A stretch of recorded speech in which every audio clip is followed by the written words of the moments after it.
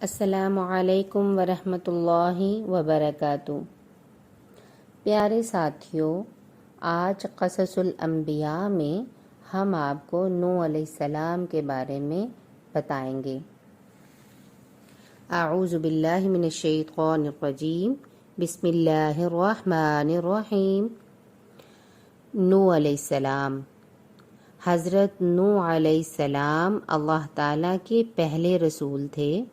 نوح علیہ السلام کی قوم نے شیطان کے بہکاوے میں آ کر بتوں کی عبادت شروع کر دی تھی۔ وہ لوگ سمجھتے تھے کہ ہم جن بتوں کی پوجا کرتے ہیں انہی سے خیر ملے گی، یہی انہیں ہر شر سے محفوظ رکھیں گے اور ان کی تمام ضروریات زندگی کو پورا کریں گے۔ ان بتوں میں مشہور ترین بتوں کے نام یہ تھے، جیسے ود، سواع، یغوث، یعوق اور نصر۔ یہ دراصل نوح علیہ السلام کی قوم کے گزرے ہوئے نیک لوگوں کے نام تھے۔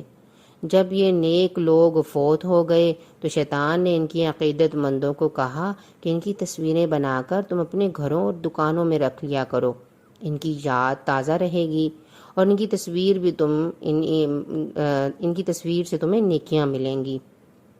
جب پہل تصویریں بنا کر رکھنے والے فوت ہو گئے تو شیطان نے اگلی نسلوں کو بھی یہ کہہ کر شرک میں ملوث کر دیا کہ تمہارے باپ دادا تو ان کی عبادت کرتے تھے، وہ ان تصویریں جو تمہارے پاس گھروں میں لٹک رہی ہیں، چنانچہ انہوں نے ان بتوں کو یعنی کہ ان کو پوجنا شروع کر دیا۔ اسی سے بت پرستی، بت تراشی اور صنم پرستی کی روایت چل پڑی۔ اللہ تعالیٰ نے ان لوگوں کی ہدایت کے لیے حضرت نوح علیہ السلام کو بھیجا۔ انہوں نے اپنی قوم کو اللہ تعالیٰ کی عظیم اور حیران کن تخلیقات، آسمان، زمین، چاند، ستاروں اور عظیم الشان نعمتوں کی طرف متوجہ کیا اور بتلایا کہ شیطان تمہیں اتنے عرصے سے گمراہ کرتا رہا ہے، تم اسی گمراہی سے باز آ جاؤ۔ اللہ کی بے شمار نعمتیں ہیں جو اس نے تمہیں عطا کر رکھی ہیں، اس لیے تم ایک اللہ کی عبادت کرو۔ اگر تم نے بت پرستی نہ چھوڑی تو اللہ کے عذاب کے مستحق بن جاؤ گے۔ یہ عذاب آخرت میں بھی ہوگا اور دنیا میں بھی نازل ہو سکتا ہے۔ انہوں نے نوح علیہ السلام سے کہا کہ آپ ہم جیسے ہی ایک انسان ہیں، آپ کس طرح پیغمبر ہو سکتے ہیں؟ جب انہوں نے دیکھا کہ آپ کے پیروکار میں زیادہ تعداد غربا اور مساکین کی ہے تو اس پر انہوں نے آپ کا مذاق اڑانا شروع کر دیا۔ انہوں نے سچائی کا پیغام کو تکبر یعنی کہ غرور کے ساتھ مسترد کر دیا۔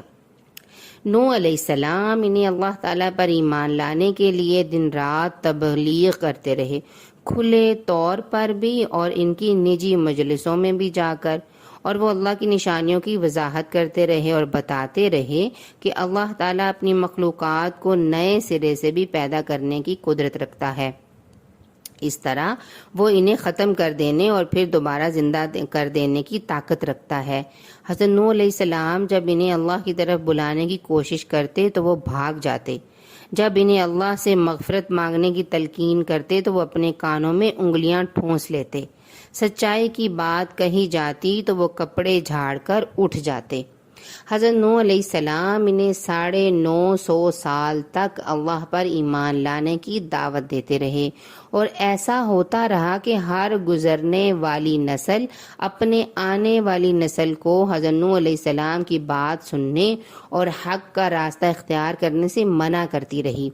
آخر کار جب نوح علیہ السلام نے دیکھا کہ ایمان لانے والوں کی تعداد نہیں بڑھ رہی تو وہ نئی نسلیں بھی گمراہ کر کے چلے جا رہے ہیں، تو انہوں نے اللہ سے ان کی ہلاکت کی دعا مانگی تاکہ اللہ کی زمین شرک کی گندگی سے پاک ہو جائے۔ اللہ تعالیٰ نے ان کی دعا کا جواب دیتے ہوئے انہیں ایک بڑی کشتی تیار کرنے کا حکم دیا۔ نوح علیہ السلام اللہ کے حکم کے مطابق دن رات کشتی بنانے میں لگ گئے۔ پاس سے گزرنے والے سردار ان کا خوب مذاق اڑاتے، مگر حضرت نوح علیہ السلام انہیں نظر انداز کر کے اپنے کام میں مصروف رہتے۔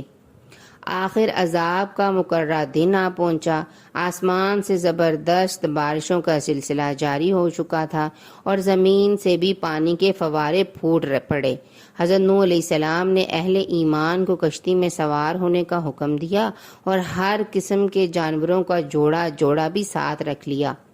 نوح علیہ السلام کے بیٹے نے کشتی میں بیٹھنے سے انکار کر دیا۔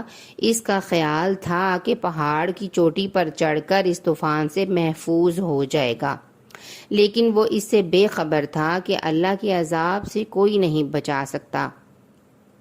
پہاڑوں کی چوٹیاں بھی ڈوب جانے والی تھیں۔ موسلا دھار بارش اور زمینی چشمے پھوٹ جانے سے ایسا زوردار سیلاب آیا کہ جس کی کوئی مثال نہ تھی۔ اللہ کے نافرمانوں میں سے ایک شخص بھی نہ بچ سکا، سب ڈوب کر مر گئے۔ ہلاک ہونے والوں میں نوح علیہ السلام کا بیٹا اور ان کی بیوی بھی شامل تھی، کیونکہ یہ بھی دیگر کفار جیسے تھے۔ صرف وہی بچے جو حضرت نوح علیہ السلام کی کشتی میں سوار تھے۔ پھر اللہ کا حکم ہوا تو پانی اتر گیا اور زمین کا سکون واپس آ گیا۔ سیلاب نے بدعمال لوگوں کو صفحہ ہستی سے نابود کر دیا اور اللہ تعالیٰ نے نوح علیہ السلام اور ان کے پیروکاروں کو بچا کر انہی سے آدم علیہ السلام کی نسل کو آگے بڑھایا۔ مگر افسوس کے بعد میں شیطان نے ان کی اولادوں کو بھی اپنے فریب کے جال میں پھنسا لیا۔ یعنی شیطان اپنا کام کرتا رہتا ہے۔ اب ہمیں غور کرنا ہے کہ جو آنے والی جو نسلیں ہیں ہماری اور جو پیچھے گزر گئی ہیں، جن کے ہم قصے سن رہے ہیں، انہوں نے کیا کیا اور ہماری زندگی میں ہمارے سامنے اور ہمارے ساتھ کیا ہو رہا ہے۔ ہم نے اپنے آپ کو کس طرح سے اللہ کے راستے پر لگانا ہے۔ انشاءاللہ العزیز ہم آنے والی ایپیسوڈز میں بھی اسی طرح کی باتیں سنتے رہیں گے، جس سے ہمارا ایمان تازہ رہے اور ہم اپنے انبیاء کے قصوں کو سن کر اپنے ایمان کو مضبوط کر سکیں۔ جزاکم اللہ خیر۔ السلام علیکم ورحمۃ اللہ وبرکاتہ۔